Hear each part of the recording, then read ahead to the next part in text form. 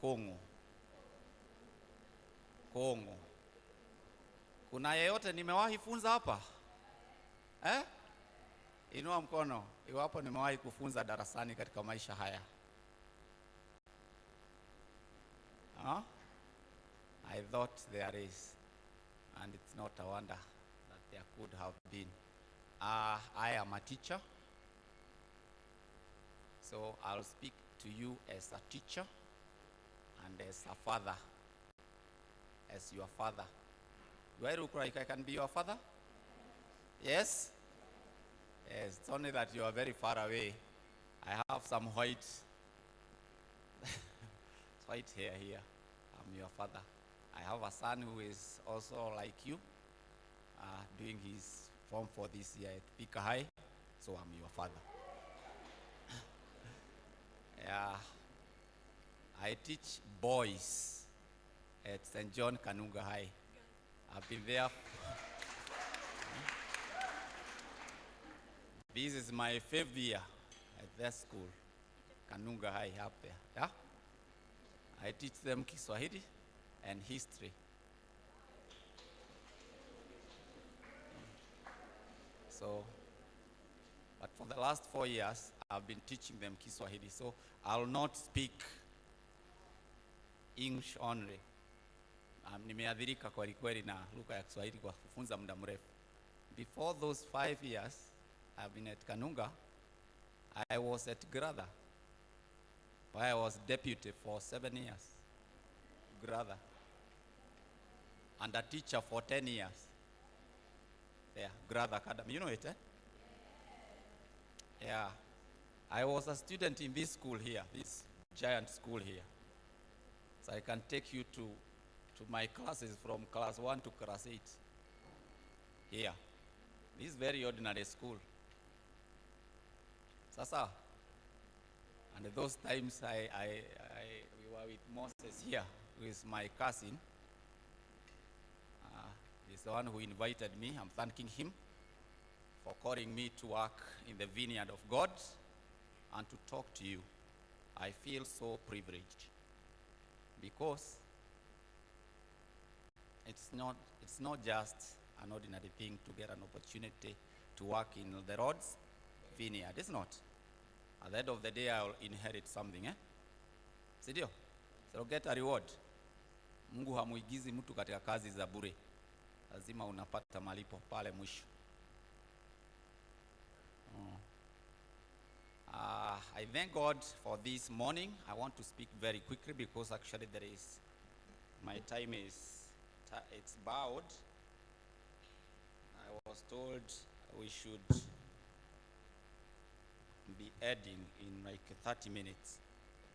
And being a teacher, it would be bad for me to fail to deliver in the given time.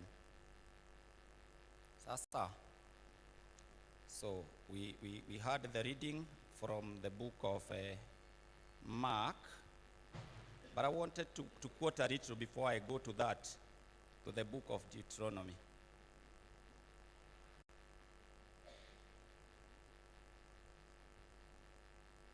Deuteronomy 28 verse 13. I'll touch on that a little.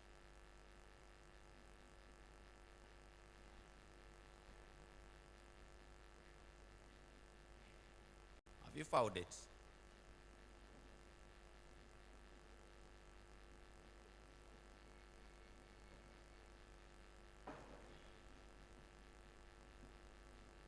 Good.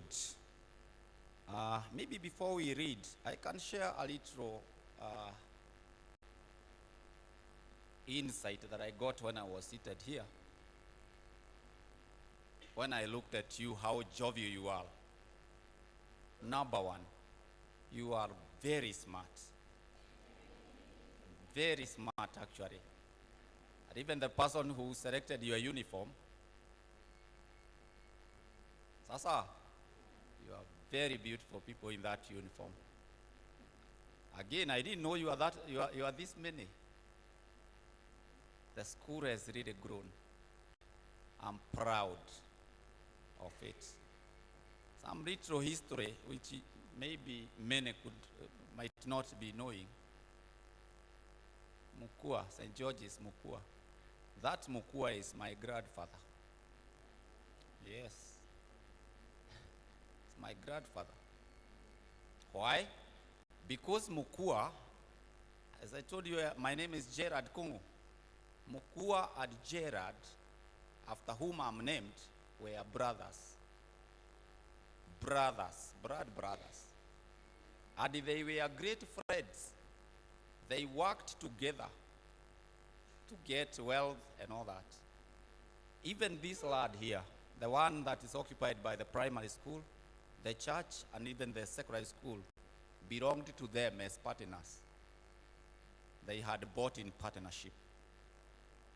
But as I was thinking about, I was looking at you, and I could see how happy you are.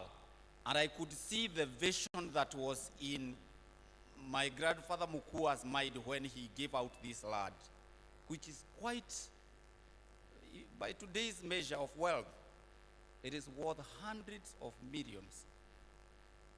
But he gave it away. The two men were men of means. Even today, the family has a lot of land.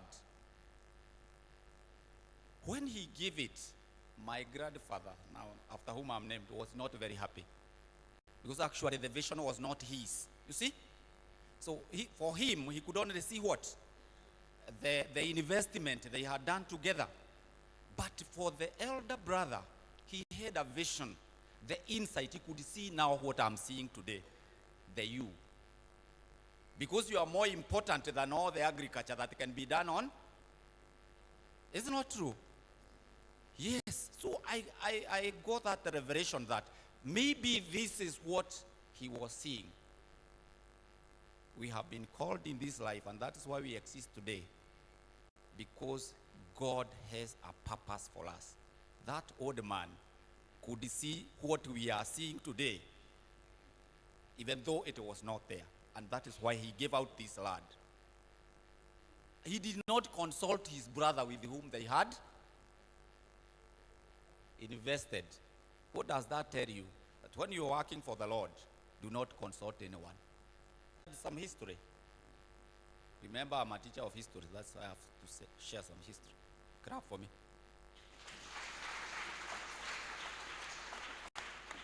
And the Lord will make you the head. That is Deuteronomy 28, verse 13. And the Lord will make you the head and not the tail. And you shall tread upward only. Underline the word only. Not in the Bible, but in your mind. Only. Upward. Only. And not downward. If you obey the commandments of the Lord your God, which I command you this day, being careful to do them. You see? God will make you the what? I like people who speak so that we move together. And as you repeat, it will stick in your mind. The Lord will make you there. And not there. If, whenever you see the word if, it means there is a condition, is it not? If you obey the what? So we are taught your commandments in Sunday school. How many are they? 10 of them. 4 speaks about God. 6 speaks about man. You see, God is not selfish. It's not. If he was selfish, at least he could have said, 6 for me, 4 for men. If you study them well, 4 will speak about your relationship with. 6 will speak about your relationship with men, your fellow men. God decided to take 6 for men. You were taught in your Sunday school. You have to obey them. Why are they there? Why are they there, those commandments? They are our guidelines. The principles upon which men should live. The standards. If you obey them, God will make you the head and peacefully without some guidelines of the code of conduct. Are we together? So you see, here we are told, if you obey God's commandment, he will make you the head and not the tail. How many would like to be the tail? So I expected a heart of anybody sleeping. What times? Yeah. How many would like to be the head? up kabisa, Mungu aone. You want to be there? There is a condition. Turn to your neighbor, mwambie, dear sister, there is a condition. You must obey the commandments, the codes of conduct, the standards upon which you are expected to live by. Sawa sawa? Yes. Even at school, because I know your life today, being a teacher in class today, I know your predicaments. I know your problems. I know the hassles you go through. I know the discouragement. I know the groupings. I know the everything about what you go through. It is not easy. To be the head is not easy. You have to fight for it. But here we are given a condition. Very simple one. And we have been taught all the commandments since when we were young children. That if you obey them, God will make you the head. At schools, you have the students' code of conduct. Hello?